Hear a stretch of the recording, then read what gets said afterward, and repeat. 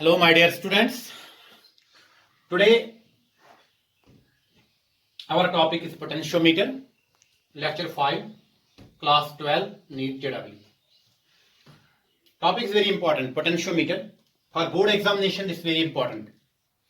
चाहे CBSE exam हो या बोर्ड जेके बोर्ड एग्जाम हो, for NEET JEE students again much more important. I can say much more important. इस पे question बनता है नीट में भी और जेडब्ल्यू में भी. मेरे ख्याल में अगर आप अटेंशन रखोगे, मैं गारंटी के साथ कह रहा हूं कि आपको पोटेंशियोमीटर पे नीट में क्वेश्चन गलत नहीं होगा, जेडब्ल्यू में क्वेश्चन गलत नहीं होगा और बोर्ड में क्वेश्चन आएगा ही. अब हम बोलते हैं पोटेंशियोमीटर क्या है. That it is a device that is used to measure potential difference, potential differences or EMF more accurately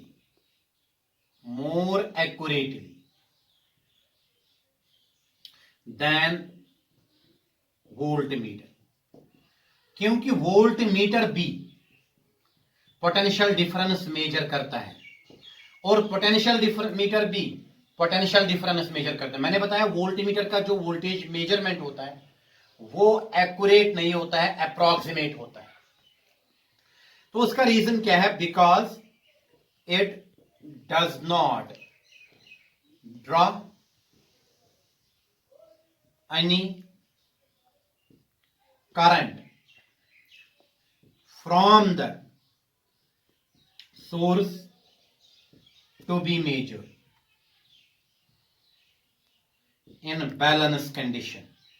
जैसे हमने व्हीटस्टोन ब्रिज या मीटर ब्रिज में बैलेंस कंडीशन दिखाई, वो कंडीशन जहां पे गैल्वानोमीटर करंट जीरो बने, इसको नल मेथड भी बोलते हैं, नल कंडीशन. तो फिलहाल हमने किया पोटेंशियोमीटर वो डिवाइस है that measures potential difference more accurately than voltmeter because it does not draw any current from the source to be measured. जिस सोर्स का हमें पोटेंशियल डिफरेंस मेजर करना है उससे वो कोई करंट ड्रॉ नहीं करता है इन बैलेंस कंडीशन जहां पे जी करंट गैल्वानोमीटर करंट जीरो है. उसको हम नल कंडीशन भी बोलते हैं. अब इसमें यहां पे ये है कि इसकी एप्लीकेशन है. इट इज यूज्ड जो हमारे एनसीईआरटी बुक के हिसाब से to compare EMF of two cells, compare EMF of two cells. तो दो सेल्स का ईएमएफ हम कंपेयर कर सकते हैं with the help of potentiometer and it is used to find internal resistance of cell, internal resistance of cell. ये मैं दोबारा बताऊंगा. अगर आप यहां पे देखोगे, मैंने आपको बताया एक सेल ऐसे होती है, सेल में पॉजिटिव टर्मिनल होता है, नेगेटिव टर्मिनल होता है और सेल में इंटरनल रेजिस्टेंस होता है. मान लीजिए अगर ये नेगेटिव टर्मिनल है, ये पॉजिटिव टर्मिनल है और बीच में जो अगर ऐसे ये पॉजिटिव है और ये नेगेटिव है, बीच में यहां पे इलेक्ट्रोलाइट होता है सेल में. The opposition offered by electrolyte to the flow of current through it, उसको हम बोलते हैं internal resistance of the cell. और वही हम इंटरनल रेजिस्टेंस ऐसे दिखाते हैं. मैंने ये डिटेल में समझाया आपको. इंटरनल रेजिस्टेंस सेल तो हमने पढ़ी, उसका इंटरनल रेजिस्टेंस. और फिर मैंने बताया अगर यहां पे मैं एक एक्सटर्नल रेजिस्टर कनेक्ट करूं और यहां पे मैं एक की रखूंगा, मैं बताऊंगा key is open. When key is open, if I measure potential difference between two electrodes of the cell, negative electrode and positive electrode, वो मैक्सिमम आएगा and that is called EMF of a cell. Maximum potential difference between two electrodes of the cell when no current is drawn from the cell. आपको पता होगा अगर मैं ये open रखूंगा यहां से कोई करंट नहीं निकलेगा, या अगर मैं ये करूंगा ये क्लोज रखूंगा लेकिन ये जो एक्सटर्नल रेजिस्टेंस है आर, इसको इनफाइनाइट रखूंगा, very very very large, such that it does not allow any current to pass through it. तब भी मैं बताऊंगा इस सेल से कोई करंट बाहर नहीं निकलेगा. जब इस सेल से कोई करंट बाहर नहीं निकलेगा तब जाके अगर मैं दो टर्मिनल्स के दरमियान पोटेंशियल डिफरेंस मेजर करूंगा तो वो आता है EMF of a cell. Electromotive force, ये फोर्स नहीं होता है, ये potential difference between two electrodes of the cell when no current is drawn from the cell. तो ये हमने उस टाइम बताया। अगर मैं इसको क्लोज कर रहा हूं, अब ये रेजिस्टेंस इनफिनाइट नहीं है, यहां से करंट निकलता है। जब यहां से करंट निकलेगा and that current will pass through the electrolyte of the cell. अगर आपको याद है, जब मैंने ये सेल पढ़ाया, केमिकल इलेक्ट्रोकेमिकल सेल, मैंने उस टाइम बताया outside the cell the current goes from positive electrode to negative electrode. Within the cell, the current goes from negative electrode to positive electrode, and the resistance offered by the cell to the flow of current through it, that is called the internal resistance of the cell. उस time जब हम current draw करेंगे cell से, when current is drawn from the cell, अगर उस time हम potential difference निकालेंगे between the two electrodes of the cell, उसको या डिटेल्स ऐसे बोलेंगे हम पोटेंशियल डिफरेंस, या हम बोलते हैं इसको terminal potential difference. Terminal potential difference ये आपको याद होना चाहिए, मैंने ये पढ़ा है। तो there is difference between terminal potential difference and EMF of a cell.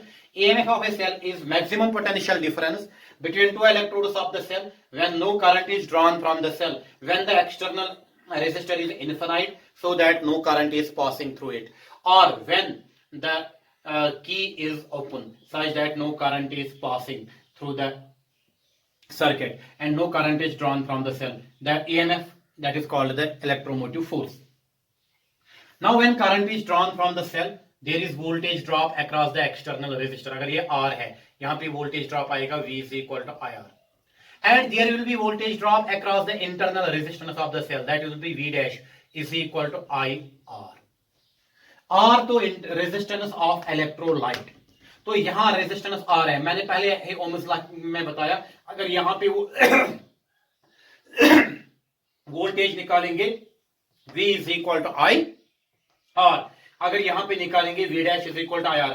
अगर हम टोटल EMF अब देखेंगे, टोटल EMF आएगा V प्लस V डैश, तो वो आएगा IR प्लस IR।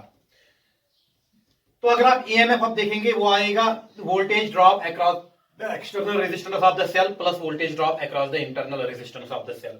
और ये जो voltage drop across the external resistance of the cell, ये होता है equal to terminal potential difference of the cell. ये छोड़ के देखो, अगर मैं इसको ऐसे रखूंगा V is equal to E minus V dash, तो V कितना आएगा, E तो आप देखिए कितना है, V minus E minus E dash को E माइनस IR।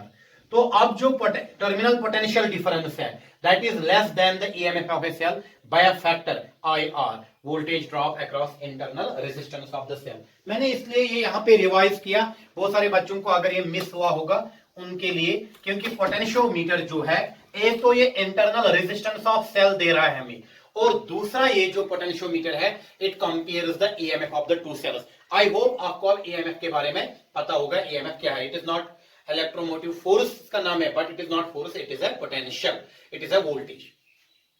तो अगर हम यहां पे देखेंगे, अब इस पोटेंशियोमीटर को वोल्टमीटर से कंपेयर करें।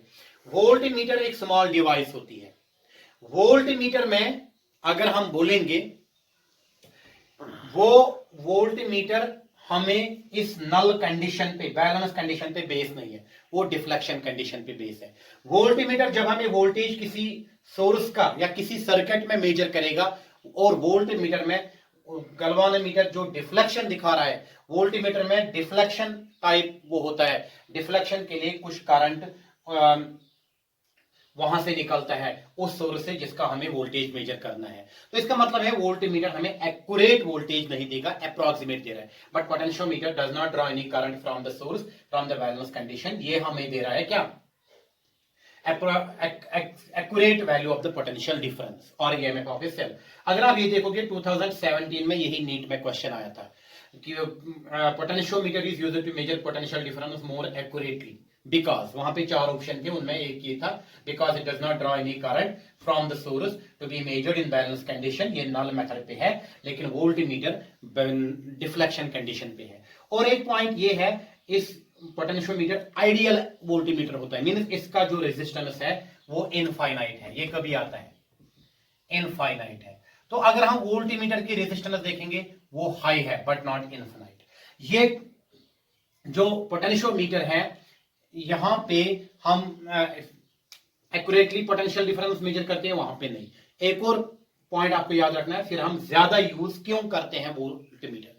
इसका यही कारण है, वोल्टमीटर छोटा साइज में है, हर जगह अवेलेबल है, एक जगह से दूसरी जगह ले सकते हैं, इसलिए हम वोल्टमीटर से ज्यादा वोल्टेजेस मेजर करते हैं। लेकिन अगर हमें मोर एक्यूरेटली मेजर वोल्टेज करना होगा तो हम पोटेंशियोमीटर का इस्तेमाल करते हैं, क्योंकि पोटेंशियोमीटर में एक लॉन्ग वायर होती है, एक बड़ा सा सेटअप होता है, इसलिए हम पोटेंशियोमीटर हर जगह यूज नहीं करते। देखो आप पोटेंशियोमीटर के बारे में अब मैं बताऊंगा कंस्ट्रक्शन क्या होता है पोटेंशियोमीटर की। अगर हम पोटेंशियोमीटर की कंस्ट्रक्शन अगर हम बात करेंगे, हम बोलेंगे it consisting of long wire 7 to 8 meter long, कुछ बुक्स लिखते हैं 6 to 10 मीटर लॉन्ग, एक लॉन्ग वायर इसमें होता है।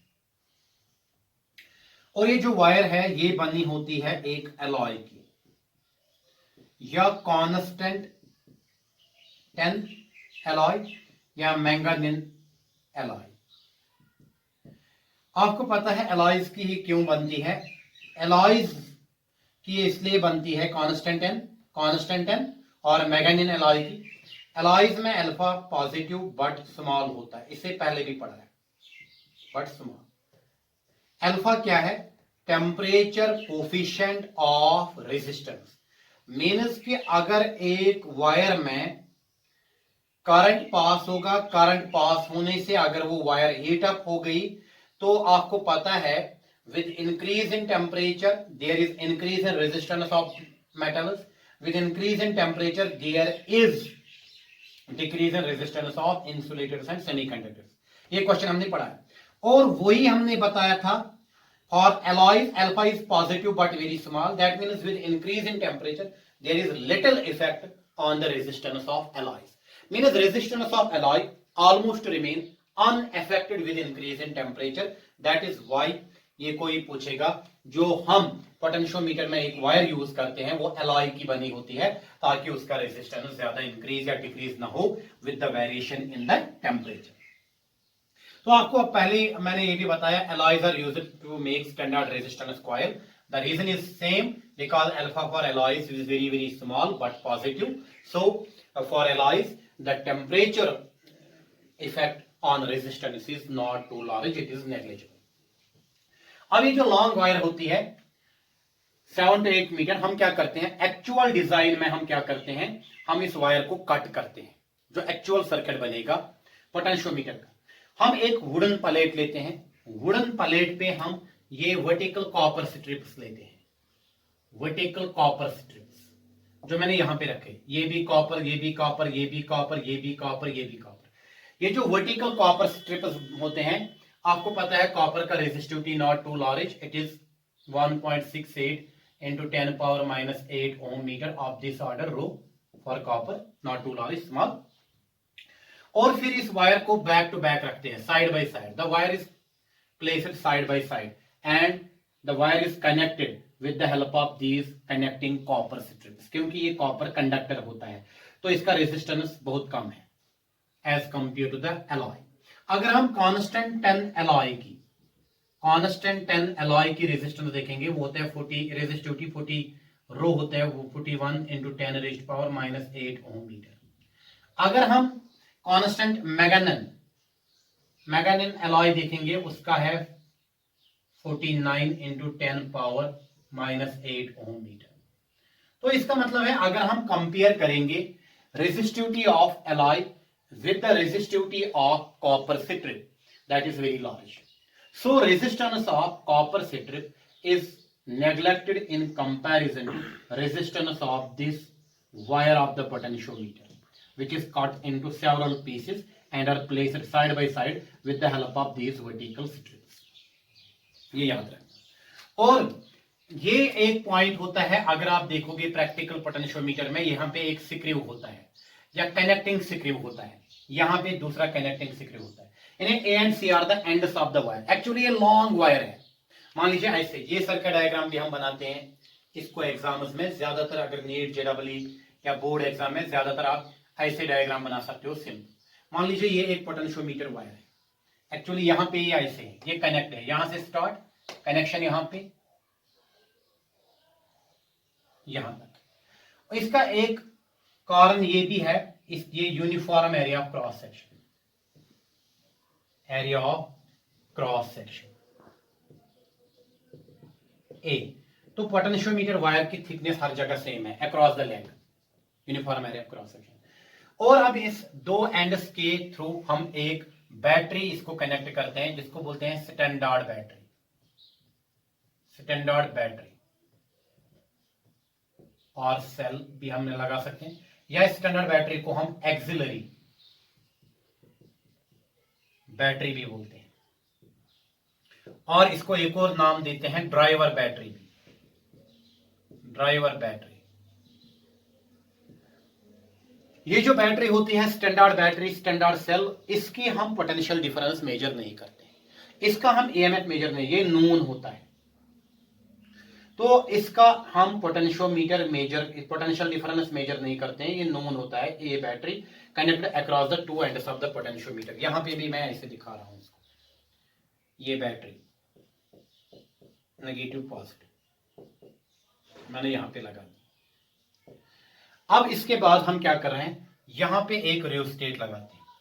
ये जो पोटेंशियोमीटर वायर है, हमें ये जहन में होना है कि यहां इस पोटेंशियोमीटर वायर, देखो करंट जाएगा पॉजिटिव टू नेगेटिव, इस पोटेंशियोमीटर वायर के थ्रू हम कांस्टेंट करंट चलाते हैं।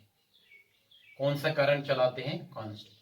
तो पोटेंशियोमीटर प्रिंसिपल जब बेस होगा वो मैं पढ़ाऊंगा अभी, तो पोटेंशियोमीटर वायर है उसके थ्रू हम कांस्टेंट करंट चलाते हैं, आई रहता है कांस्टेंट वायर ऑफ पोटेंशियोमीटर, और उसका रेजिस्टेंस वो भी कांस्टेंट रहता है, मान लीजिए आर। इसका area of cross section A है, area of cross section A, तो इसका रेजिस्टेंस है आर, ये भी कांस्टेंट। अब कोई बच्चा मुझे बोलेगा कि सर आपने ये रियोस्टेट यहां पे फिर क्यों लगा दिया, बैटरी तो हमें कांस्टेंट करंट देगी नो डाउट, तो सर आपने ये वो वेरिएबल रेजिस्टर फिर किस काम का है? अगर यहाँ पे कांस्टेंट रेजिस्टेंस है इसका, तो कांस्टेंट करंट यहाँ फ्लो होना चाहिए थ्रू दिस वायर, तो सर आपने ये रियोस्टेट लगाने का क्या फायदा है?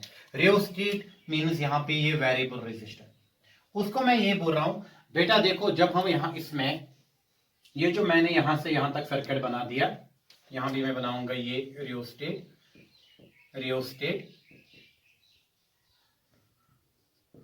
तो यहां पे करंट मेजर करने के लिए एक एमीटर भी मैं लगा सकता हूं, यहां पे एक की भी मैं रख सकता हूं, तो मैं उसको बोलूंगा बेटा देखो क्या है, अगर मैं इस सर्किट को हम बोलते हैं प्राइमरी, या आप ये डायग्राम बनाओगे एग्जाम में, अगर बोर्ड एग्जाम में बेटर, तो ये ज्यादा नीट के लिए ये लगेगी जरूरत है, ऐसे ही क्वेश्चन आता है, ये प्राइमरी सर्किट इसको बोलते हैं। मैं बोलूंगा बेटा देखो, अगर हम इस प्राइमरी सर्किट को रखेंगे, या ये सर्किट, या आप ये भी बना सकते हो, यहां पे मुझे रियोस्टेट जरूरत नहीं पड़ेगा। मैं बोलूंगा जब मैं इसको एक्सटर्नल सर्किट कनेक्ट करूं, एक्सटर्नल कोई और सेल कनेक्ट करूं, जैसे मैं यहां पे इसको कनेक्ट कर रहा हूं एक सेल, यहां पे मैं इसको एक सेल कनेक्ट कर रहा हूं, यहां पे इस सेल को यहां पे गैल्वेनोमीटर रखूंगा, यहां पे जॉकी, जो जॉकी मैंने मीटर ब्रिज या व्हीटस्टोन ब्रिज में भी बताया, इसका एम है E। मैं बोलूंगा बेटा देखो मैंने अब यहां पे इसको कनेक्ट किया, यहां पे भी मैं ऐसे ही कनेक्ट कर सकता हूं, एक सेल कनेक्ट की, ये सर्किट सिंपलेस्ट फॉर्म है। ये बोलूंगा जो मैंने ये एक्सटर्नल सेल कनेक्ट की थ्रू द गैल्वेनोमीटर जी, इसको मैं बोलूंगा सेकेंडरी सर्किट। क्या बोलूंगा बेटा? Secondary circuit. मैं बोलूंगा इसकी वजह से इस प्राइमरी सर्किट या पोटेंशियोमीटर वायर की रेजिस्टेंस या तो इंक्रीज हो सकती है या डिक्रीज हो सकती है, यानी due to the external influence the resistance of potentiometer wire may sometimes increase, may sometimes decrease.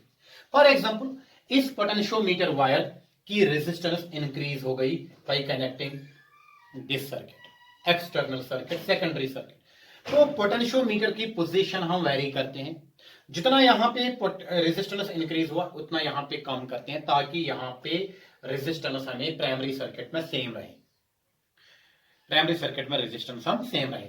अगर हमें अब यहां रेजिस्टेंस कम हो गई, प्राइमरी सर्किट में टोटल रेजिस्टेंस सेम रहे ताकि करंट कांस्टेंट रहे, क्योंकि यहां से कांस्टेंट करंट चलाना है, यहां से कांस्टेंट करंट तब चलेगा जब यहां पे सर्किट में रेजिस्टेंस कांस्टेंट रहे। तो उसको मैं बेटा ये बोलूंगा कि इस सर्किट में, प्राइमरी सर्किट में कांस्टेंट करंट तब चलेगा इस वायर के थ्रू तब कांस्टेंट करंट मूव करेगा जब इस प्राइमरी सर्किट में कांस्टेंट रेजिस्टेंस रहेगी।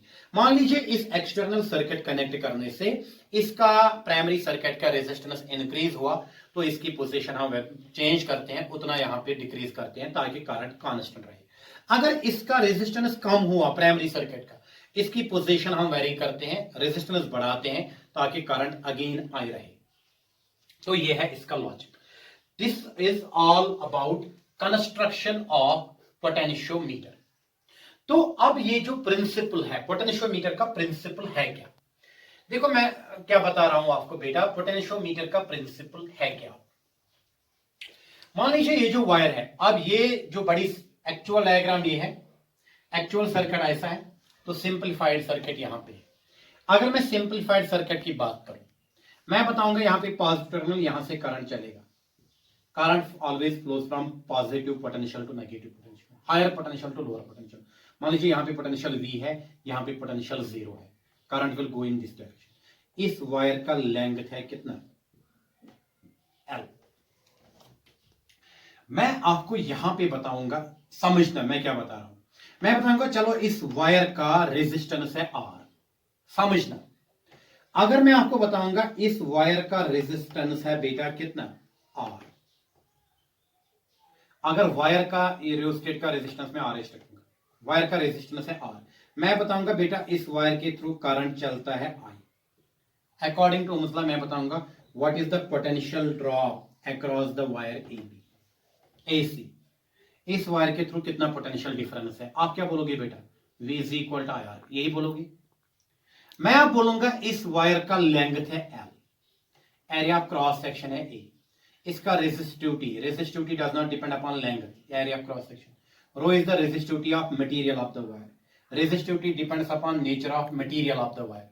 अगर इसका रेजिस्टिविटी है रो इस वायर का, तो क्या बेटा आप ये नहीं बोलोगे this I is equal to R के बदले अगर आपको पता है in place of R is equal to rho L by A, और दिस वायर क्या मैं R नहीं लिख सकता हूं? R के in place of R I can here write rho L by A।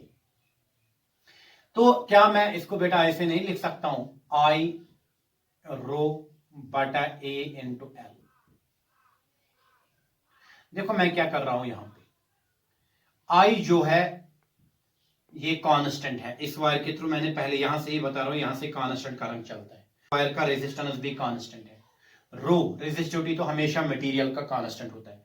A area of cross section, मैं यहां से ही बता रहा हूं इस वायर का जो थिकनेस है, एरिया ऑफ क्रॉस सेक्शन वो कांस्टेंट है। तो अब अगर आप बता सकते हो, चलो इसका टोटल लेंथ है A टू C L,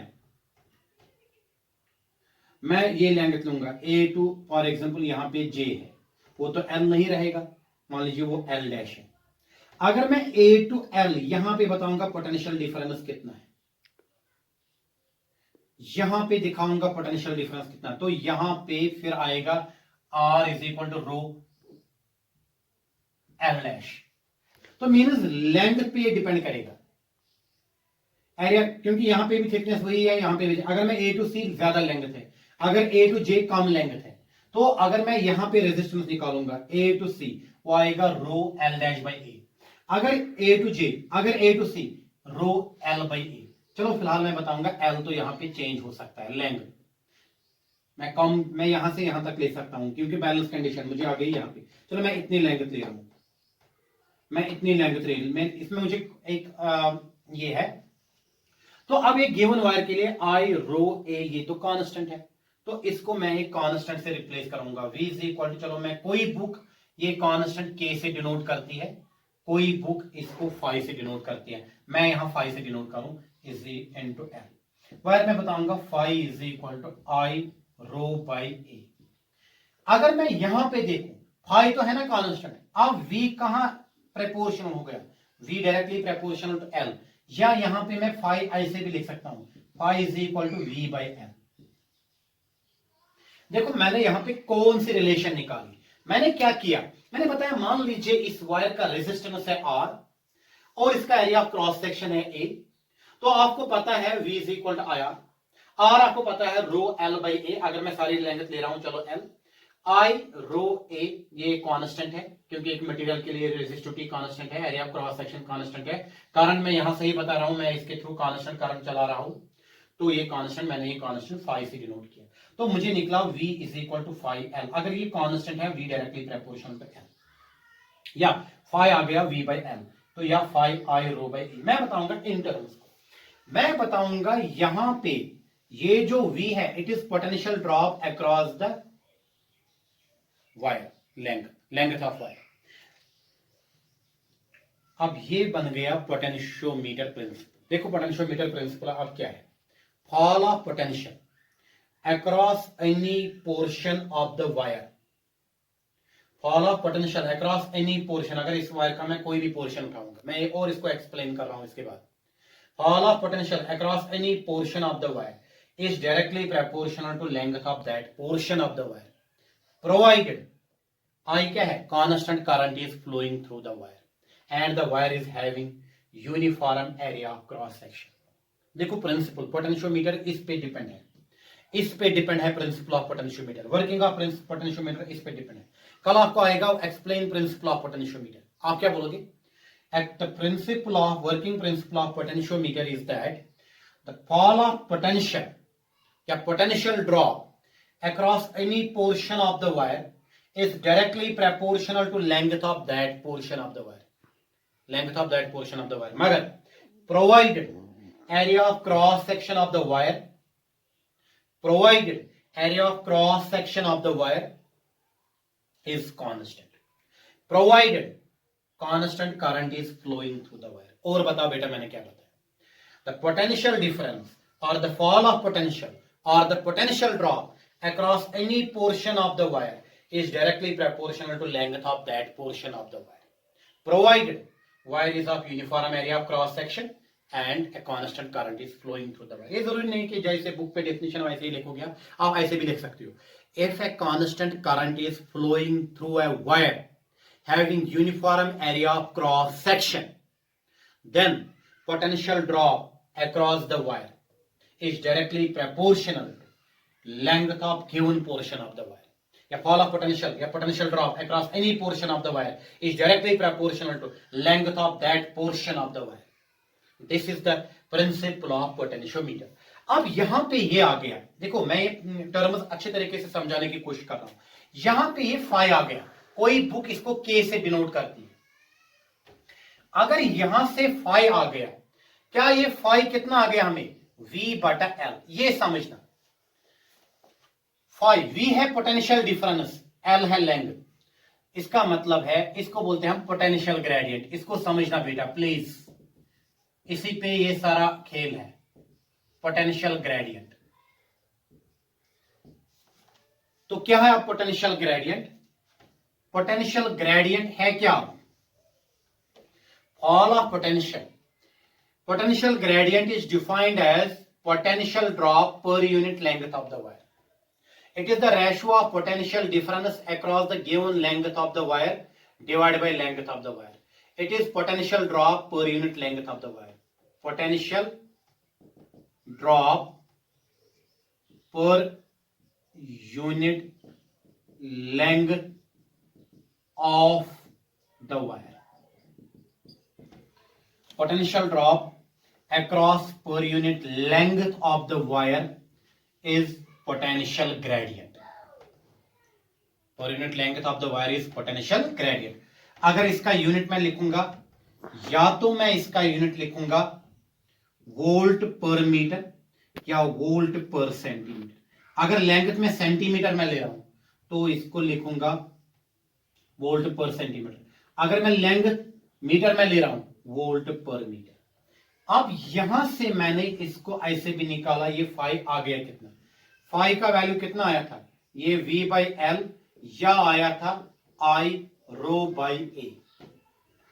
इसकी एक और एक्सप्रेशन आएगी पोटेंशियल ग्रेडियंट की, पोटेंशियल ड्रॉप या fall of potential per unit length of the wire, इसका ये भी आ गया। देखो मैं सर्किट दोबारा बना रहा हूं आपके लिए।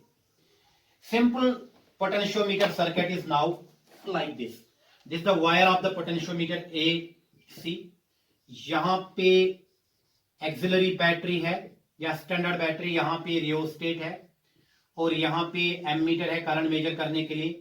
यहाँ पे मैंने एक छोटी सी की लगा दी, की को क्लोज करेंगे, यहां से करंट फ्लो होगा। ये देखो मैं क्या बता रहा हूं, अगर मैं बताऊंगा चलो बैटरी का इंटरनल रेजिस्टेंस है R और इस बैटरी का ईएमएफ है E, टोटल ये जो मैंने अप्लाई किया, और इस रियोस्टेट का रेजिस्टेंस है RH। अब इस वायर का रेजिस्टेंस है R। अगर आप देखोगे total resistance in the circuit cells में मैंने पढ़ाया, ये resistor external rheostat, internal resistance and resistance of this wire, they are all connected in series. अगर आप देखोगे इंटरनल रेजिस्टेंस एक्चुअली ऐसे मुझे दिखानी है, यहां R, और ये देखो एंड टू एंड कनेक्टेड है, इसका एंड इसके साथ, इसका एंड यहां से इसके साथ, यहां भी इसका कुछ रेजिस्टेंस है, मान लीजिए इसका रेजिस्टेंस है R। अगर मैं देखूंगा total resistance in this potentiometer, primary circuit of potentiometer, total resistance कितना है? R टोटल है, R resistance of the potentiometer wire capital R plus small r internal resistance of the cell and plus RH। What is RH? Resistance of the rheostat. This is the total resistance in the circuit. अब मैं बताऊंगा what is total current, total constant current flowing through this potentiometer wire कितना है। Cells में मैंने आपको पढ़ाया या ओम्स लॉ भी, total current flowing through the potentiometer wire है ना बेटा, टोटल वोल्टेज या टोटल ईएमएफ। अगर टोटल ईएमएफ इस बैटरी का है E divide by total resistance और टोटल, क्या वो बेटा यहां पे ये नहीं आएगा? अब यहां पे ये नहीं आएगा, I is equal to E by R total, क्या वो ये नहीं आएगा? E total EMF R plus R H। तो ये जो E है that is the EMF of the cell, this is the resistance of wire of potentiometer. समझना, this is the internal resistance of the cell और battery, is the resistance of the rheostat. तो ये current यहां flow होगा। तो अगर ये current, अगर मैं बोलूंगा if resistance of the cell is negligible, अगर मैं बेटा ये बोलूंगा आपको जो इंटरनल रेजिस्टेंस सेल का है या बैटरी का नेग्लिजिबल है, तब जाके आपका करंट मिलेगा I is equal to epsilon divide by R plus RH। Numerical में जरूरत पड़ेगा। फिलहाल मैं इस टॉपिक में, इस लेक्चर में बेसिक्स पढ़ा रहा हूं अबाउट पोटेंशियोमीटर और इसके एप्लीकेशंस। नेक्स्ट लेक्चर में इसके आपको अप्लाइड मतलब न्यूमेरिकल्स आएंगे। पोटेंशियोमीटर पे बहुत सारे न्यूमेरिकल्स में दिखा रहा हूं। I is equal to E बटा R प्लस RH, ये आ गया अगर मैं resistance, internal resistance of the cell और द बैटरी नेग्लेक्ट करूं। अब बेटा आप यहां पे देखो, ये कितना बनेगा, फिर फाई कितना बनेगा? फाई बनेगा ना, फिर phi is equal to I rho by A. क्या वो ये नहीं बनेगा I के बदले यहां पे, या मैं ये लिखूंगा E बटा R plus RH into rho. तो मैं नहीं बताऊंगा ये क्या है, potential gradient. Potential gradient is ज्यादा इंपॉर्टेंट है। क्या है, मैं नहीं बताऊंगा पोटेंशियल ग्रेडियंट। मैं क्यों इस पे बात कर रहा हूं, ज्यादा मुझे पोटेंशियल ग्रेडियंट ही अब एप्लीकेशन में जरूरत है। Fall of potential per unit length, क्या पोटेंशियल ग्रेडियंट नहीं डिपेंड करता है EMF of a cell, standard cell, जिसका हमें ईएमएफ मेजर नहीं करना है, जो connected across the ends of the potentiometer है, उस पर डिपेंड कर रहा है। पोटेंशियल ग्रेडियंट क्या, R रेजिस्टेंस ऑफ वायर पे डिपेंड करता है। इंटरनल रेजिस्टेंस ऑफ सेल, चलो अगर हम इसको नेग्लेक्ट ही करें, phi is equal to I rho by A into epsilon plus this RH plus rho, if R is negligible, and if this internal resistance of cell is very small, it can be neglected. So क्या ये depend नहीं करता है resistance of the rheostat, क्या ये रो पे depend नहीं करता है रेजिस्टिविटी ऑफ द मटेरियल पे? तो ये रेजिस्टिविटी ऑफ मटेरियल पे भी डिपेंड करता है क्या, potential gradient, fall of potential per unit length. अब बताएंगे बेटा ये सर फॉल ऑफ पोटेंशियल आपने क्यों बताया, लेंथ पे क्या क्यों डिपेंड कर रहा है? मैं बताऊंगा आपको, देखो this is the positive terminal of the cell, current यहां से जाता है। You know all my students know that the current always flows from higher potential to lower potential. So I can say that this is higher potential, this is lower potential. So this is potential V here या something here, it is zero potential. तो अगर मैं potential difference निकालूंगा between A and C, delta V आएगा potential difference, higher potential minus lower potential, V minus zero that is equal to V। तो इन दोनों के दरमियान पोटेंशियल डिफरेंस आएगा V। अब मैं बताऊंगा ये fall of potential, potential gradient मैंने बताया, दोबारा बता रहा हूं, पोटेंशियल ग्रेडियंट क्या है? Fall of potential per unit length. और ये किस पे डिपेंड करता है? रेजिस्टिविटी ऑफ द मटेरियल पे। ये किस पे डिपेंड करता है? करंट पे। ये किस पे डिपेंड करता है? और resistance of the wire of the potentiometer पे। ये किस पे? रियोस्टेट पे डिपेंड करता है, रेजिस्टेंस ऑफ द रियोस्टेट पे। तो अगर यहां पे मैं बताऊंगा बेटा आपको यूनिट लेंथ में फॉल ऑफ पोटेंशियल है 0.2 वोल्ट पर सेंटीमीटर। देखो मैं यहां पे दोबारा डायग्राम बताऊंगा। पोटेंशियल ड्रॉप पर unit length, potential gradient is 0. ये वायर है, अब यहां करंट चला जाता है A to C, यहां पे हाई पोटेंशियल है V, यहां पे जीरो पोटेंशियल है लो। तो मैं बताऊंगा five fall of potential per unit length V बटा L, या V आता है potential per unit length into L। 5 into L तो ये ऑलवेज पोटेंशियल आता है, ये याद रखना, ये आगे जाके जरूरत पड़ेगा। तो यहां पे अगर आप बेटा देखोगे V बाई L, V मैं बताऊंगा ये है 0.2 वोल्ट पर सेंटीमीटर। मैं जा रहा हूं A to B। देखो बेटा आप समझना, ये टोटल लेंथ है L, मैं जा रहा हूं A to B लेंथ ले रहा हूं इसका, ये 10 सेंटीमीटर है। कितना ले रहा हूं मैं बेटा? 10 सेंटीमीटर। समझना, अगर ये 10 सेंटीमीटर, मैं बताऊंगा यहां से यहां तक पोटेंशियल ड्रॉप होता है, कम होता है पोटेंशियल, क्योंकि यहां पे मैक्सिमम, फिर मैं यहां जाता हूं, यहां पे जीरो बनता है, तब जाके करंट जाता है higher potential to lower potential. From A to C there is fall in potential. अगर मैं जा रहा हूं A to B, कहां जा रहा हूं? A to B कितना सेंटीमीटर है? 10 सेंटीमीटर। अगर मैं बोलूंगा what is the potential at B, देखो मैं लिखूंगा पोटेंशियल एट B, 5 है ना V बाई L, तो V किसके बराबर है? 5 इंटू L। 5 क्या है? Fall of potential per unit length. तो अब यहां आपको 5 कितना गिवन है? 0.2 वोल्ट पर सेंटीमीटर इनटू लेंथ है 10 सेंटीमीटर। Centimeter centimeter will go. आप बेटा मुझे बताइए V कितना आ गया? 0.2 into 10 that is equal to 0.2 into 10 that is equal to 2 volt. तो इसका मतलब A से B तक पोटेंशियल ड्रॉप 2 वोल्ट हुआ। 5 पोटेंशियल ड्रॉप, ये V जो है, चलो V डैश से डिनोट करूंगा, fall of potential per unit length कितना हो गया? 2 वोल्ट। तो इसका मतलब है अगर यहाँ पे पोटेंशियल है, फॉर एग्जांपल यहाँ पे मैं बताऊंगा पोटेंशियल है A पे 10 वोल्ट, 10 को 2 माइनस कर लो, यहाँ पे कितना पोटेंशियल है? 8 वोल्ट, है ना।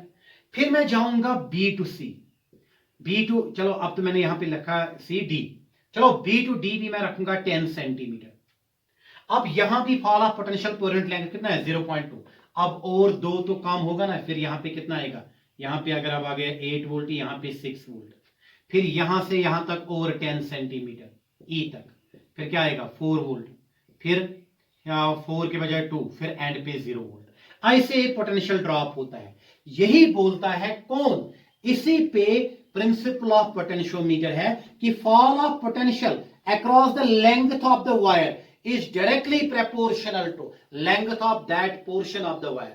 Fall of potential across any portion of the wire, the fall of potential across portion AB of the wire is directly proportional to length of AB, provided through this wire the constant current is passing through this wire. The area of cross section of the wire is throughout same, that is A, uniform. तो principal of potentiometer क्या है बेटा? अब जो मुझे ज्यादा जरूरत पड़ेगा, if constant current is flowing through a wire having uniform area of cross section, then fall of potential per unit length of the wire is directly proportional to, then fall of potential, a potential drop across any portion of the wire is directly proportional to length of that portion of the wire. And ये क्या है? 5 या K से भी denote करते हैं कुछ books, V by L potential drop पर यूनिट लेंथ। आपके टेक्स्ट बुक ने 5 से डिनोट किया, इसलिए मैंने इसको बोलते हैं potential gradient for of potential per unit length. इसका यूनिट है या वोल्ट पर मीटर या वोल्ट पर सेंटीमीटर। देखो अब हमें बेटा इसके एप्लीकेशंस पे जाना है। अब मैं जब दिखाऊंगा एप्लीकेशंस ऑफ दिस पोटेंशियल। देखो बेटा अब हम एप्लीकेशन पोटेंशियोमीटर के एप्लीकेशंस करेंगे।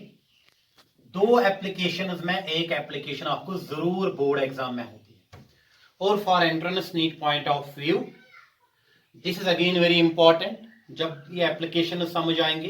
देखो मैंने अभी बताया नीट 2017 में क्वेश्चन आया था, potentiometer measures potential difference more accurately because, reason था 4 ऑप्शन थे, it does not draw any current from the source whose potential is to be measured under null condition या इनबैलेंस कंडीशन, वो उसमें answer था। Simply ये question इस पे आ सकते हैं। पहली एप्लीकेशन है comparison EMF of two cells।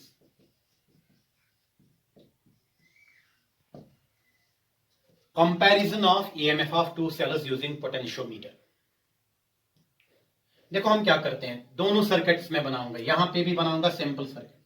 अब आप पे डिपेंड करेगा कि आप ये सर्किट यूज करोगे या ये करोगे एग्जाम में, बोर्ड एग्जाम में, चाहे अगर किसी को टाइम है वो ये भी करे। एक्चुअल सर्किट यही है, ये सिंपलीफाइड सर्किट है। मान लीजिए एसी लॉन्ग वायर है 7 to 8 मीटर, यहां पे अब ये स्टैंडर्ड बैटरी है जिसको मैं ड्राइवर बैटरी भी बोलता हूं या एक्सिलरी बैटरी भी, ये भी मैंने किया, ये रियोस्टेट है। और यहां से एक एमीटर करंट मेजर करने के लिए, तो चलो यहां पे की कोई लगा दूंगा मैं, की, तो जब मैं की क्लोज करूंगा यहां से करंट फ्लो होगा इस वायर के थ्रू, तो ये रियोस्टेट, इसका रेजिस्टेंस RH, तो बैटरी इसका, चलो अगर इसका EMF है E, इस बैटरी का चलो मैं बताऊंगा EMF है E या वोल्टेज फिर दे रही है हमें। अब देखो मैंने पहले क्या बताया, अगर हम यहाँ पे एक और वोल्टमीटर और पोटेंशियोमीटर जो है, अगर हम बोलेंगे voltmeter is used to measure the voltage, and आपको पता होगा from your lower class 10th class, voltmeter is connected parallel to the circuit in which the voltmeter has to measure the voltage. लेकिन अगर हम यहां पे देखेंगे पोटेंशियोमीटर में, अगर हमें comparison of EMF of two cell, it is always comparison method. अगर किसी सेल का EMF हम यहां पे मेजर करते हैं, हम सेल का EMF यहां पे मेजर करते हैं, बट आप हमेशा याद रखते हैं जिस सेल का हम EMF यहां पे मेजर करते हैं उसको हम कंपेयर करते हैं इस ड्राइवर सेल से, ड्राइवर बैटरी से, या इसको मैंने बताया एक्सिलरी बैटरी से, या इसको मैंने बताया स्टैंडर्ड बैटरी से कंपेयर करते हैं। तो इसका मतलब है ये कंपैरिजन मेथड है। पोटेंशियोमीटर की वजह से हम पोटेंशियल डिफरेंस मेजर करते हैं बाय कंपैरिजन, वहां पे बाय कंपैरिजन नहीं है।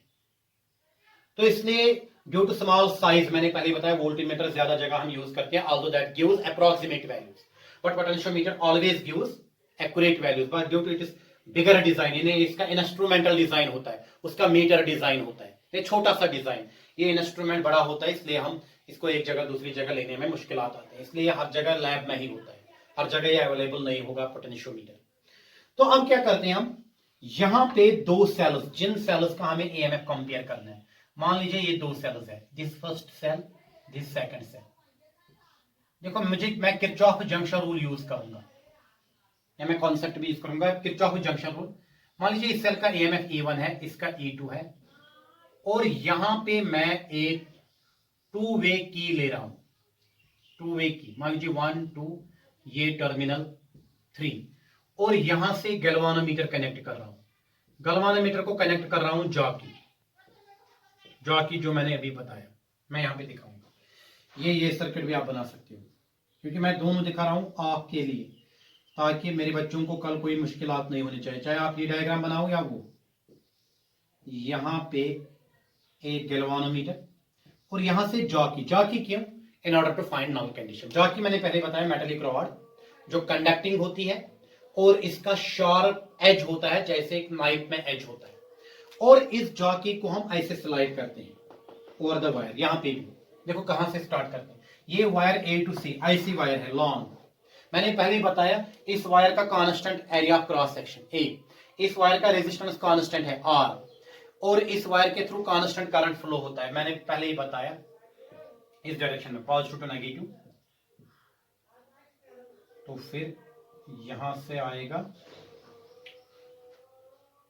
देखो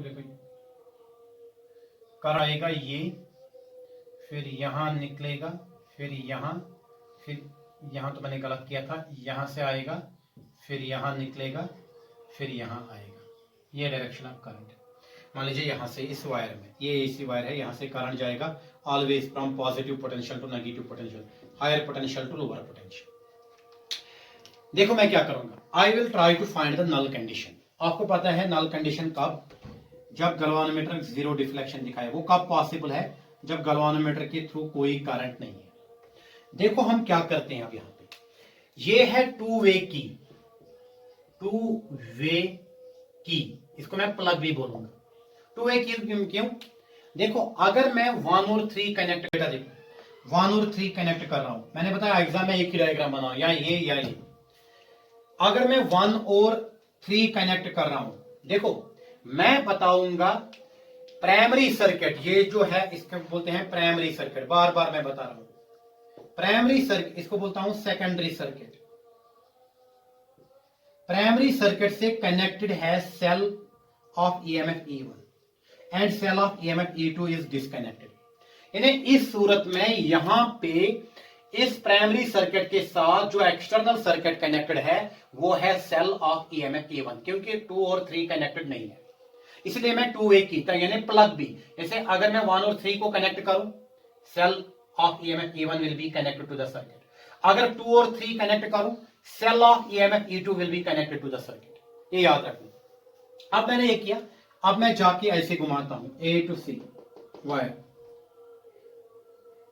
एक और पॉइंट में यहां पे ये बता रहा हूं, इसका जो पोटेंशियल होता है स्टैंडर्ड बैटरी का V, वो ग्रेटर देन होता है एक्सटर्नल बैटरी का ईएमएफ। जो इस सेल का ईएमएफ है वो कम है as compare to the EMF of the standard cell. ये कभी ऑब्जेक्टिव होता है। देखो अगर मैं अब यहां से घुमा रहा हूं, यहां से मैंने कनेक्ट किया जॉकी, यहां से घुमा रहा हूं,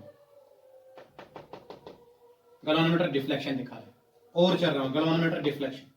मुझे क्या दिखाना है, जब गैल्वानोमीटर करंट जीरो आएगा मैं जाऊंगा यहां, जब मैं यहां पहुंचूंगा, मान लीजिए ये जॉकी आ गई यहां, ये पोजीशन है G या N, चलो मैं दिखाऊंगा N1,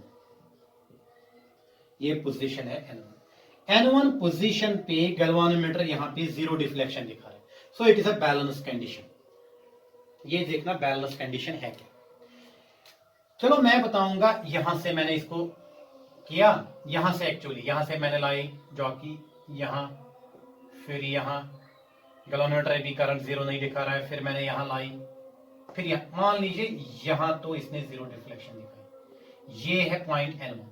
ये यहां पे स्केल लगी हुई होती है 0 to 100 सेंटीमीटर। मान लीजिए अगर हर कोई ये पार्ट 1-1 सेंटीमीटर है, 1 प्रैक्टिकल में 1-1 मीटर है, 1 मीटर 2 मीटर 3 मीटर, एंड फिर मैं देखूंगी कितने, 100 सेंटीमीटर 200 सेंटीमीटर 300 सेंटीमीटर, मान लीजिए 30 सेंटीमीटर है। तो इसका मतलब है ये AN, यहां AN1 आएगा, L1 मान लीजिए आ गया 330 सेंटीमीटर। कितना आ गया, चलो मैंने बताया 1 मीटर 1 मीटर 1 मीटर। चलो मैंने यहां AN1 निकाला, ये लेंथ आ गया 330 सेंटीमीटर, 330।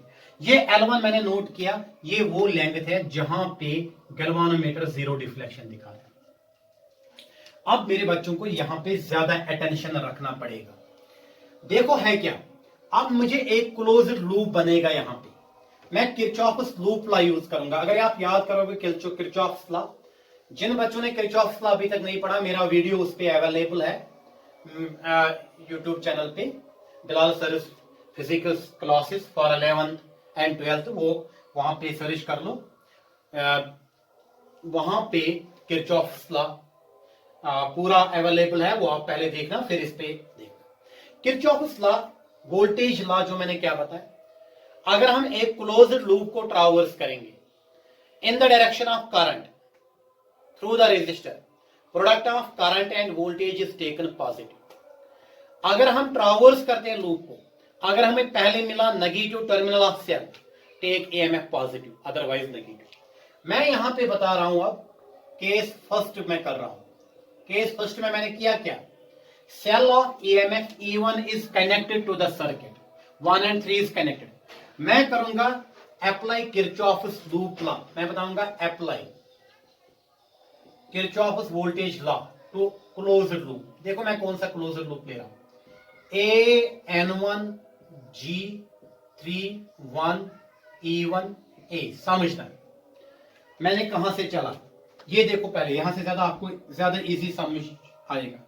AN1 मैं यहां चला, याद रखना, मैं चला A to N1, A to N1,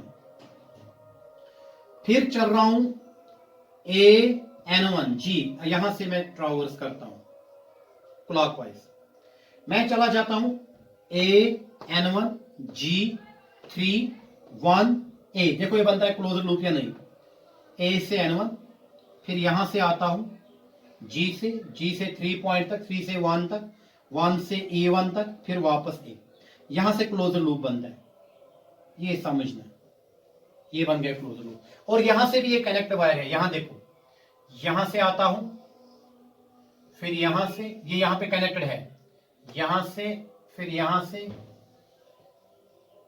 फिर जाता हूं यहां 3N1। तो यहां ये क्लॉकवाइज डायरेक्शन आती है, यहां पे ये एंटी क्लॉकवाइज है, क्योंकि दूसरी डायग्राम है ये, चाहे आप ये डायग्राम कर लो, ही कोई फर्क नहीं पड़ेगा, चाहे आप क्लॉकवाइज जाओगे एंटी क्लॉकवाइज, मेजरमेंट पे जीरो फर्क पड़ेगा। देखो अगर मैं जा रहा हूं अब AN1, देखो AN1 इस डायरेक्शन में, अगर मैं जा रहा हूं इस डायरेक्शन में, करंट भी उसी डायरेक्शन में, फिर जाता हूं इस डायरेक्शन में, करंट भी उसी, फिर यहां करंट भी इसी डायरेक्शन में, फिर यहां करंट भी यहां है, तो product of current and voltage resistance is taken as positive. तो यहां पे जो वोल्टेज ड्रॉप होगा, अभी मैंने बताया, if phi is fall of potential per unit length, अगर मैंने A से N1 तक लिया कितना लेंथ, L1, यहां A to N1, AN1 मैंने यहां पे लिया L1 है लेंथ। अगर मैं अब मुझे देखना है voltage from A to N1 कितना आएगा, अभी मैं दिखा रहा था आपको, बता रहा था potentiometer principle, fall of potential across any portion of the wire having constant current and having uniform area of cross section is directly proportional to length of that portion, या V is equal to phi L। अगर मैं अब यहां पे बताऊंगा voltage कितनी आएगी AN1, देखो यहां से इसका कुछ रेजिस्टेंस है, तो A से N1 तक कितना वोल्टेज है, वो आएगा phi into L1, वो पॉजिटिव, क्यों, मैं जाता हूं A to N1, जिस उसी डायरेक्शन में जा रहा हूं जिस डायरेक्शन में करंट है, तो इसका मतलब है जो यहां पे वोल्टेज ड्रॉप होगा वो पॉजिटिव आएगा। फिर देखो मैं कहां जाता हूं, फिर जाता हूं N1 to G, यहां भी देखो N1 to G, जब मैं N1 to G जा रहा हूं, N1 to G जब मैं जा रहा हूं, तो आपको पता है अगर मैं यहां IG into G लिखूं, है ना, चलो करंट भी उसी डायरेक्शन में जाएगा, पॉजिटिव टू नेगेटिव, ऐसे यहां भी अगर निकलेगा positive to negative, IG into G, ये एरो ये जॉकी है, this is not direction of current, ये एरो मत समझना, ये डायरेक्शन ऑफ करंट, ये गैल्वेनोमीटर का, दिस इज जॉकी, मैंने जैसे बताया sharp edge of the jockey. तो ऑल्दो हमें direction of galvanometer current at null condition IG हमें जीरो है, इसलिए चाहे आप यहां पॉजिटिव या नेगेटिव रखो कोई मायने नहीं। फिर कहां जाते हो, G to 3 to 1, कोई सर्किट एलिमेंट नहीं है फिलहाल। फिर जाते हो आप यहां कौन सा टर्मिनल आपको मिलता है सेल का, नेगेटिव टर्मिनल मिलता है या पॉजिटिव, पॉजिटिव टर्मिनल मेरे ख्याल से मिलता है, या नेगेटिव टर्मिनल, तो आप देंगे ये -E1 इज इक्वल टू 0, ये है ना Kirchhoff voltage law, sum of all the potential differences across a closed loop is 0, तो ये closed loop AN1 G3 1E1A, मैं A to N1 गया तो मैं उसी डायरेक्शन में जा रहा हूं जिस डायरेक्शन में करंट है, सो यहां पे voltage drop, potential gradient, fall of potential per unit length into length AN1 plus IG, तो यहां से करंट जाएगा क्योंकि पॉजिटिव टर्मिनल, अगर यहां कुछ करंट होगा वो पॉजिटिव टर्मिनल से निकलेगा और यहां नेगेटिव में एंटर आएगा, लेकिन यहां फिर ये है भी नहीं। फिर मैं जाता हूं G2 3 1 एंड देन E, यहां पे नेगेटिव टर्मिनल मिलता है इसलिए A1 नेगेटिव, तो आपको पता है IG इज इक्वल टू 0, क्योंकि ये बैलेंस पॉइंट है, जब बैलेंस पॉइंट तो करंट थ्रू गैल्वेनोमीटर 0, तो ये बेटा बताओ ये कितना आएगा, 5 L1 minus E1 is equal to 0, क्या बेटा वही आएगा ना, अगर आपको ये आ गया 5 L1 minus E1 is equal to 0, तो आप बेटा बताओगे ना phi L1 is equal to E1, तो इसको नाम रखो इक्वेशन फर्स्ट। तो इस तरीके से अगर आप हम बताएंगे हमें ये आएगा पोटेंशियोमीटर गिव्स पोटेंशियल डिफरेंस, यहाँ से ये ईएमएफ ऑफ द सेल भी मेजर करेगा। अगर हमें फाई पता होगा, L1 पता होगा, we can find the EMF of this cell. अगर इतना ही निकालना होगा, ईएमएफ ऑफ वन सेल निकालो, तो इतना ही आपको करना है, दूसरी सेल उस टाइम नहीं लगानी पड़ेगी। अगर कंपेयर करना है दो सेलों का ईएमएफ, देखो अब क्या करेंगे अब हम ये डिस्कनेक्ट करेंगे, 1 और 3 डिस्कनेक्ट कर रहे हैं। चलो अब मैं 2 और 3 कनेक्ट कर रहा हूं, means now the cell E2 is connected to the circuit. यहां पे भी दिखा रहा हूं, ये थोड़ा दोबारा बताऊंगा ताकि आपको कंफ्यूजन यहां पे ना हो। नाउ यहां पे ये एक सेल थी, ये एक सेल थी, ये 1 था, ये 2 था, यहां पे टर्मिनल 3 था, यहां पे जॉकी, यहां मैंने गैल्वेनोमीटर कनेक्ट किया। अब मैं 2 और 3 कनेक्ट कर रहा हूं, ये नहीं, means cell of EMF E2 is connected to the circuit. Now चलो मैं जॉकी दोबारा घुमाऊंगा यहां, तो मुझे आ गई बैलेंस कंडीशन यहां पे, से इट इज N2, यहां भी मैं बैलेंस कंडीशन ऐसे घुमाऊंगा ये जॉकी, मान लीजिए अब ये बैलेंस कंडीशन फॉर एग्जांपल यहां पे आ गई N2, तो बैलेंस कंडीशन अब कहां पे आ गई बेटा, N2 पे। अगर बैलेंस कंडीशन अब N2 पे मिल रहा है, मान लीजिए चलो A N2 is equal to L2 is equal to 400 centimetre, 430 centimetre, चलो मैं मानूंगा ये है 430 सेंटीमीटर L2।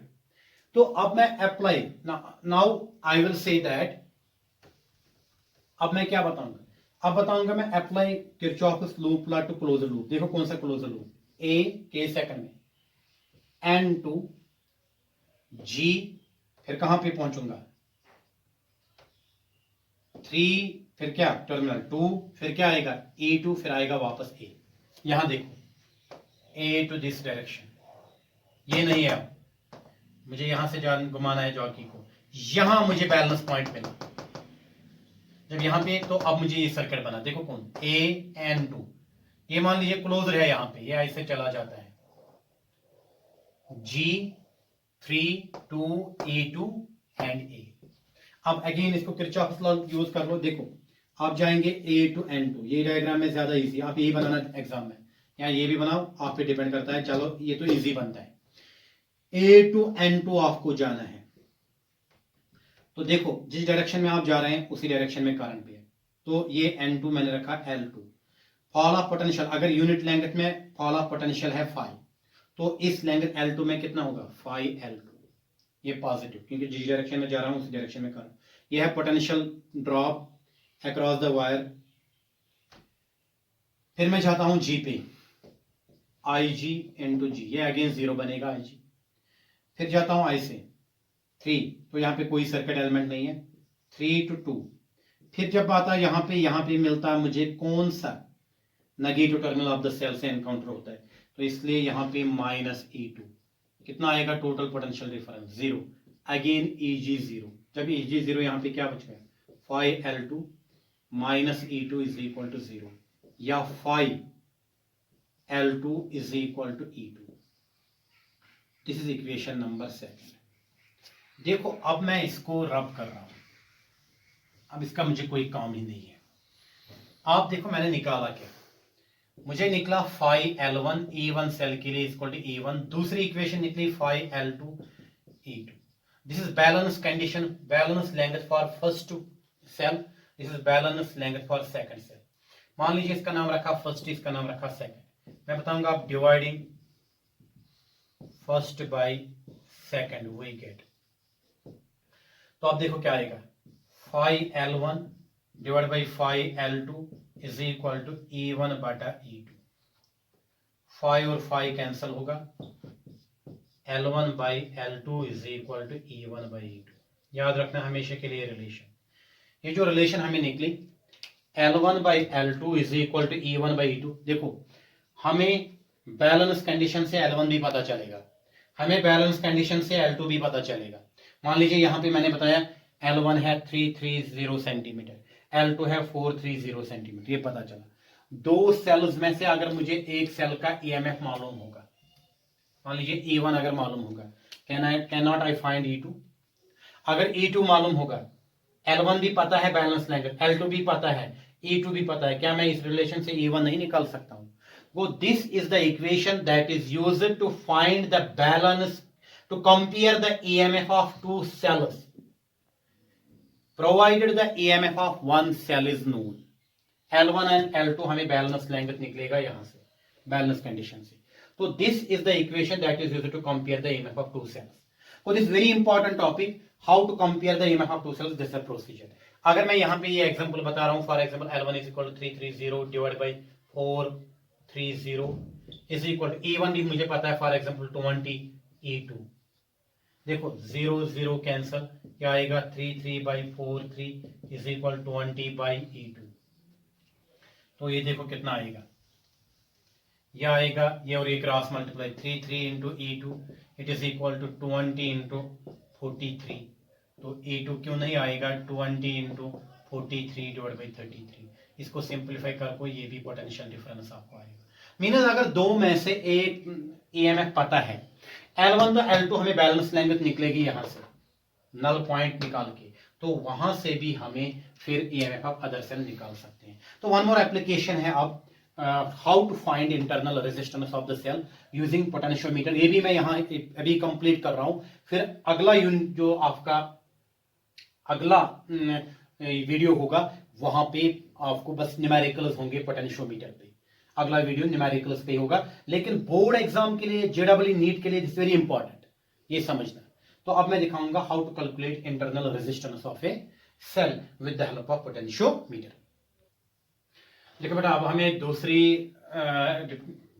इंपॉर्टेंट एप्लीकेशन है, एग्जाम में आती है, determination DETRMINATION of internal resistance of cell, internal resistance of cell.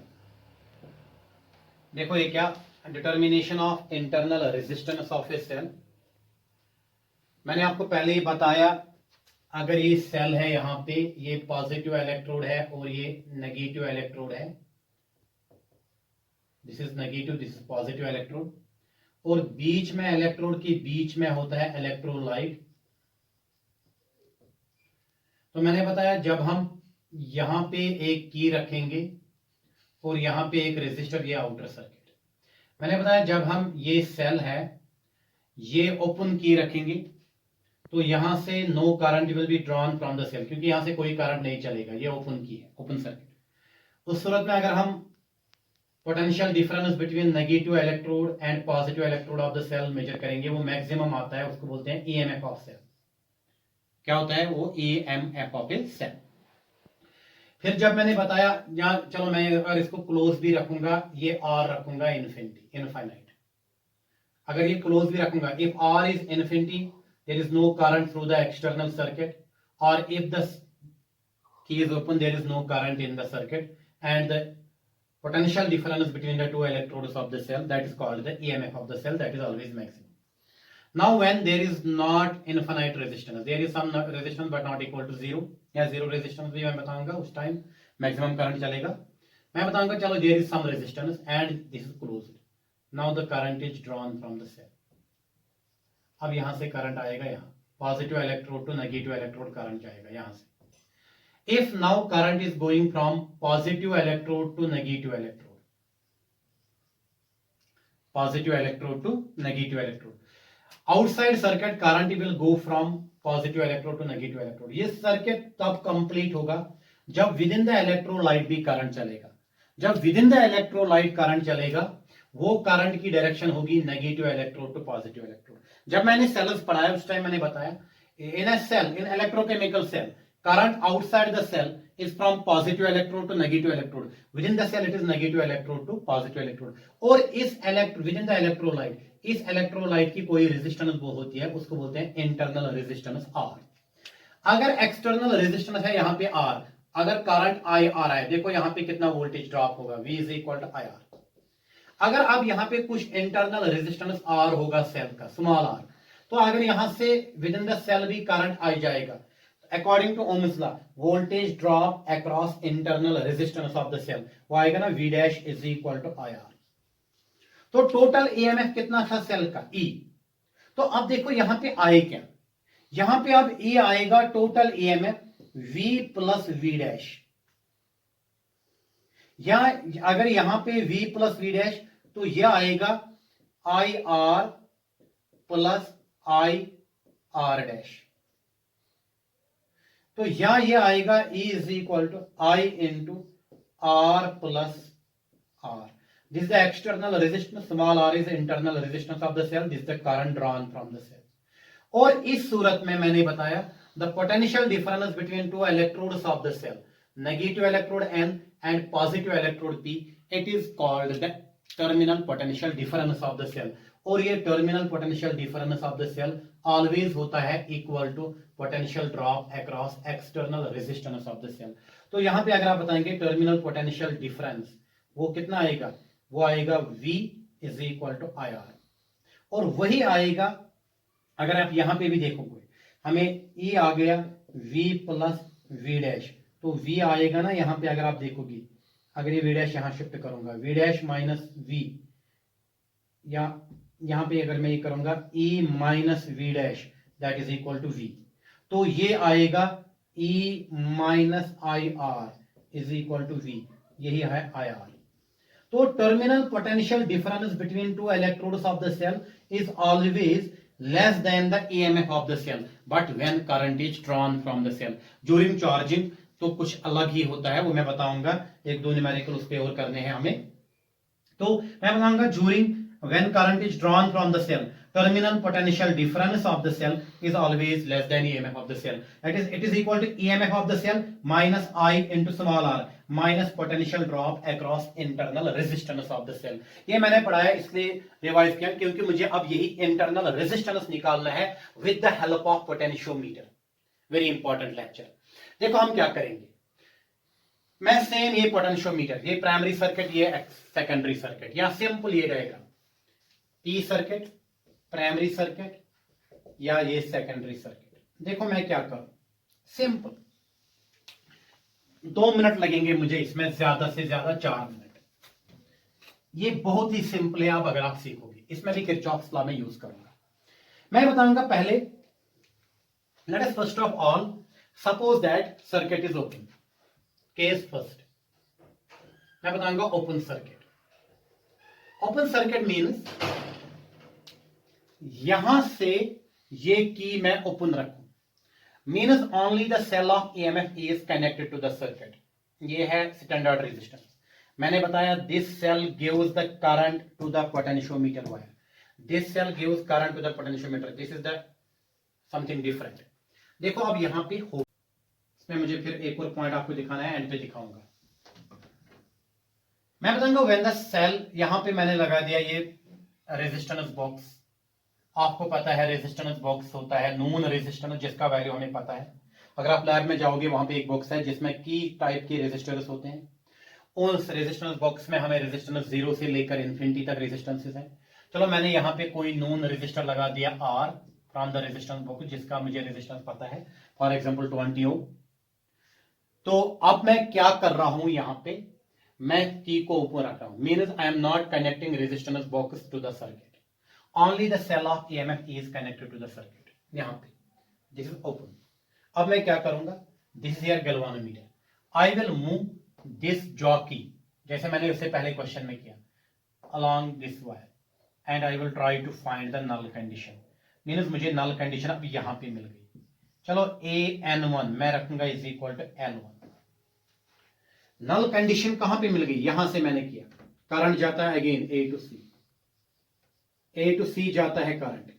चलो मुझे नल कंडीशन मिल गई यहां पे N1, इस टाइम यहां पे N1 निकला। तो अब मैं again apply Kirchhoff's law, apply Kirchhoff's voltage law to close loop. देखो कौन सा क्लोजर लूप मैं उठा रहा हूं, क्लोजर लूप। मैं देखो क्लोजर लूप कौन उठा रहा हूं, A N1 G E A, ये क्लोज टू ए से लेकर N1 to G to E to A। यहां पे भी देखो, यहां से मैं जा रहा हूं, यहां A टू N1, यहां से, फिर यहां से यहां, फिर यहां, ये बन गई, इसको कोई काम नहीं है, नेगेटिव पॉजिटिव। तो अगेन मैं आ रहा हूं क्लॉकवाइज, ऐसे अगर मैं मूव करूं, देखो मैं जाऊंगा A टू N1, ये मैंने पहले ही बताया 5 होता है पोटेंशियल ड्रॉप पर यूनिट लेंथ। अगर एक यूनिट लेंथ में पोटेंशियल ड्रॉप है 5, तो पोटेंशियल ड्रॉप इस लेंथ L में क्या होता है 5 मल्टीप्लाइड बाय L। अगर यूनिट लेंथ में 5 तो लेंथ L में कितना होगा 5 इंटू L। तो मैं बताऊंगा what is the potential drop from A to N1। अगर पोटेंशियल ग्रेडियंट है 5 इंटू लेंथ L1, फिर ये बैलेंस कंडीशन है, अगेन IG 0, फिर मैं लिखूंगा 0 इंटू जी डायरेक्ट, फिर आता हूं G2, यहां पहुंचता हूं, यहां कौन सा टर्मिनल मिलता है negative terminal, N1 G E and A कौन सा मिलता है नेगेटिव टर्मिनल, तो माइनस E किसके बराबर 0, तो 5L1 minus E is equal to 0। 5L1 किसके बराबर आ गया E, रखो इसका नाम इक्वेशन फर्स्ट। तो अब मैं क्या करूं, अब तो अटेंशन रखना आपको, मैंने अभी टर्मिनल पोटेंशियल डिफरेंस समझा आपको। When no current is drawn from the cell, क्योंकि बैलेंस कंडीशन में इस सेल से मैं कोई करंट नहीं निकालता हूं। When no current is drawn from this cell, क्योंकि बैलेंस कंडीशन में IG कितना है 0, तो इस सेल से कोई करंट नहीं निकलेगा, तो यहां पे मैंने लिखा EMF E। नाउ मैं इसको क्लोज केस सेकंड में कर रहा हूं, केस सेकंड में यहां पे लिखू, देखो केस सेकंड में क्या करूंगा, क्लोज की के, अगर इस की के को मैं क्लोज कर रहा हूं, देखो होगा क्या, this resistance is connected to this cell. ये जो रेजिस्टेंस बॉक्स है जहां से मैंने नो रेजिस्टेंस निकाला R, ये अब इसके साथ कनेक्टेड है। तो अगर ये इसके साथ कनेक्टेड है मींस सम करंट में गो थ्रू दिस सेल में send current through the resistor. ये जो सेल इसका एम है, अगर ये अब करंट करेगा सेंड थ्रू दिस रेजिस्टर, तो बोलो when current is drawn from the cell, क्या हमें terminal potential potential difference between negative electrode और पॉजिटिव इलेक्ट्रोड अगेन E आएगा, EMF आएगा या V आएगा, V है टर्मिनल पोटेंशियल डिफरेंस। जब मैंने यहां पे रेजिस्टेंस बॉक्स लगा दिया, इस सेल से कुछ करंट निकलेगा और इस रेजिस्टेंस के थ्रू चलेगा। अगर करंट चलेगा, so the current is drawn from this cell. Now potential difference between negative electrode and positive electrode of the cell, it is not EMF, it is terminal potential difference which is less than EMF of the cell. It is not E but V. तो आपको पता है terminal potential difference होता है potential difference across the external resistor. अगर यहां पे resistor R है, करंट I जा रहा है, तो यहां से potential difference V is equal to IR। तो यहां पे E के बजाय अब आएगा क्या IR, V is equal to IR। पहले केस में E कितना होता है बराबर, E होता है, मैंने पहले ही बताया, E होता है मैक्सिमम टर्मिनल पोटेंशियल डिफरेंस, होता है V प्लस V डैश, अभी बताया, V होता है IR प्लस V डैश होता है voltage drop across the internal resistance, IR plus this, तो ये मुझे जरूरत लगे I common R plus R, उससे पहले मैंने दिखाया। तो EMF ऑफ द सेल होता है बराबर I into capital R plus small r, this is the external resistance, this is the internal resistance of the cell. तो टर्मिनल पोटेंशियल डिफरेंस V होता है IR, ये शायद जरूरत पड़ेगा। अब मैं जाऊंगा again Kirchhoff's junction rule use करूंगा। देखो आप जॉकी को दोबारा घुमाएंगे अक्रॉस दिस वायर, मान लीजिए अब बैलेंस कंडीशन आ गई यहां N2 पे, now the balance condition is at N2। Balance condition अब N1 नहीं है, बैलेंस कंडीशन अब चेंज हो गई, अब N1 आ गया बैलेंस कंडीशन। तो अगर N1 अब बैलेंस कंडीशन आ रहा है, तो यहां से कुछ करंट, अब मैं दोबारा करूंगा यहां से N2 पे, N2 पे मान लीजिए AN2 is equal to now L2, तो पोटेंशियल ड्रॉप पर यूनिट लेंथ है 5। तो अब मैं जाऊंगा यहां AN2 to G to E to A, मैं बताऊंगा अप्लाई क्लोजर लूप टू किसमें A_N2G, अब अगेन EA। देखो अगर मैं आप पोटेंशियल डिफरेंस में जाऊंगा AN2, potential drop in unit लेंगे 5, AN2 लेंगे कितना है, L1 नहीं है L2 है, प्लस 0 इंटू G, क्योंकि अगेन ये बैलेंस कंडीशन है, N2 अगेन वो पॉइंट जहां पे गैल्वेनोमीटर करंट 0 है, माइनस यहां पे मेरे बच्चे याद रखेंगे, माइनस जब मैं यहां पे जाऊंगा, देखो AN2G, फिर कहां पे पहुंचता हूं, सेल पे, यहां AN2 यहां से पहुंचता हूं, N2G, फिर यहां आता हूं, यहां यहां यहां यहां यहां देखो कौन सा टर्मिनल आता है, नेगेटिव, EMF E है या टर्मिनल पोटेंशियल डिफरेंस है V, माइनस आएगा, V इज इक्वल टू 0, क्योंकि when current is drawn from the cell there is no EMF of the cell but there is a terminal potential difference of the cell, so ये तो 0, phi L2 minus V is equal to 0, phi L2 is equal to V। अब देखो बेटा ये मैं रखूंगा equation second, अब मैं इस चीज को रब कर रहा हूं, देखो अब मुझे दोबारा दो ही इक्वेशन आ गई इंटरनल रेजिस्टेंस मेजर करने के लिए, एक आ गया phi L1 is equal to E first condition, दूसरा आ गया phi L2 is equal to V, this is EMF, this is terminal potential difference. तो dividing first by second, dividing first by second, देखो क्या आएगा, phi L1 बटा phi L2 is equal to E बटा V। अब देखो ये क्या आएगा, phi और phi कैंसल, L1 बटा L2 E बटा V। अभी मैंने बताया यहां पे E किसके बराबर होता है, I into R plus R, V कितना होता है IR, जितना यहां पोटेंशियल ड्रॉप होता है उतना टर्मिनल पोटेंशियल डिफरेंस आएगा। मैंने अभी दिखाया या सेल्स में उससे पहले पढ़ाया, आज रिपीट किया, तो L1 बाई L2 किसके बराबर आएगा, E के बराबर, E किसके बराबर है, अब E EMF of the cell होता है IR plus I into small r, ये होता है potential drop across the external resistor plus potential drop across the internal resistor, ये दोनों ये भी वोल्टेज है ये भी वोल्टेज है, कुल मिला के आएगा टोटल वोल्टेज E। तो डिवाइड में आएगा V के बदले IR, voltage across internal resistance of the cell, मैं यहाँ पे लिखूंगा because E is equal to IR plus IR, और V कैपिटल होता है I इंटू R। अब ये देखो कितना आएगा, L1 बटा L2, ये आएगा I तो यहाँ कॉमन आएगा, R plus R divide by I into R, I और I कैंसल होगा। अब देखो ये कितना होगा, L1 by L2 is equal to capital R by R divide by capital R। मेरे बच्चों ये देखो कितना आएगा, L1 बाई L2, ये आएगा R बटा R प्लस स्मॉल r बटा capital R will go, L1 by L2, ये आएगा R कैंसल 1 प्लस R बटा R, तो ये देखो कितना आ रहा है, इसको वहां शिफ्ट कर लो, L1 by L2 minus 1 is equal to small r बटा कैपिटल R, तो आप कैपिटल R को यहाँ ट्रांसफर कर लो, L1 बटा L2 minus 1 into capital R is equal to small r, तो यही निकालना था, L1 बटा L2 minus 1 into capital R। This is expression for internal resistance of the cell. तो कितना आ गया, स्मॉल r is equal to L1 बटा L2 माइनस 1 इंटू R। यहां से हमारा आज का टॉपिक कंप्लीट हो रहा है, R is equal to L1 बटा L2 minus 1 into R।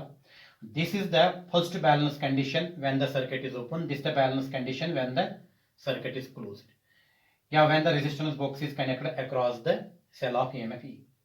This is the balance length, this is balance length. If we know the resistance from resistance box L1, L2, we can find internal resistance. For example, अगर मैं बता रहा हूँ first balance condition L1 is equal to 60 centimeter, second balance condition L2 is equal to 40 centimeter, and R is equal to 4 ohm. देखो मैं बताऊंगा internal resistance cell का कितना आएगा, अगर L1 भी पता होगा L2 भी R, तो ये आएगा 460 divide by 40 minus 1 into 4 R का, 0 0 कैंसिल, 2 1 2 3 जा, तो आएगा r is equal to 3/2 minus 1 into 4, तो आएगा 3, ये और ये क्रॉस में 3, 1 into 3 3 21, 3 minus 2 divide by 2 1 2 into 4, तो आएगा 3 माइनस 2 दैट इज 1/2 इंटू 4, आएगा 2 1 2 2 तो r आएगा 2 ओम इंटरनल रेजिस्टेंस। ये मैंने आपको सिंपल सा यहाँ पे बताया। तो r is equal to L1/L2 minus 1 into R. अगर हम देखेंगे बोर्ड सिलेबस या आपके नीट सिलेबस भी हमारा यूनिट सेकंड कंप्लीट हुआ, अब हमें यूनिट थर्ड पढ़ना है। मगर बिफोर यूनिट थर्ड मैं आपको अब इस पे न्यूमेरिकल का एक लेक्चर होगा, उस पे न्यूमेरिकल बहुत सारे होंगे। इस पे नीट बच्चों के लिए, जेडब्ल्यू बच्चों के लिए, अगर कोई बोर्ड में नहीं पढ़ना चाहेगा वो तो ज़्यादा नहीं पढ़ेगा। और उसके बाद मैं कुछ पिछले सालों से जो नीट जेडब्ल्यू में न्यूमेरिकल्स आए हैं इस यूनिट पे, उनको उनके लिए एक वीडियो बनाऊंगा। मैं मान लीजिए अब यहाँ इस यूनिट के लिए 2 वीडियो बचे, विद इन 2 डेज वो मैं आपको सेंड कर रहा हूँ। इसके बाद हम उठाएंगे अब मैग्नेटिज्म। अगर कोई बच्चा नया जिसने ये यूनिट पढ़ा ही नहीं, मैंने शायद किरचॉफ्स लॉ से इसको स्टार्ट किया, तब तक हमने कंप्लीट किया था। तो किरचॉफ्स लॉ तक अगर किसी बच्चे ने वहां तक नहीं पढ़ाई हासिल की या नहीं पढ़ा था, वो मुझे कांटेक्ट करें, उसको मैं बताऊंगा क्या करना है। तो यूनिट थर्ड जब मैं उठाऊंगा, यूनिट थर्ड में किसी बच्चे को कोई परेशानी नहीं होनी चाहिए, नए यूनिट है, पहले से ही है। अगर कोई बच्चा अभी तक यही सोच रहा था कि शायद सर ने बीच में से उठाया, तो उसके लिए, हर किसी के लिए अब वो नया यूनिट है मैग्नेटिज्म। तो इसलिए मैं आप लोगों को बता रहा हूँ, work hard at your place. अगर कहीं पे भी आपको कोई कंफ्यूजन है, you can contact me. Thank you.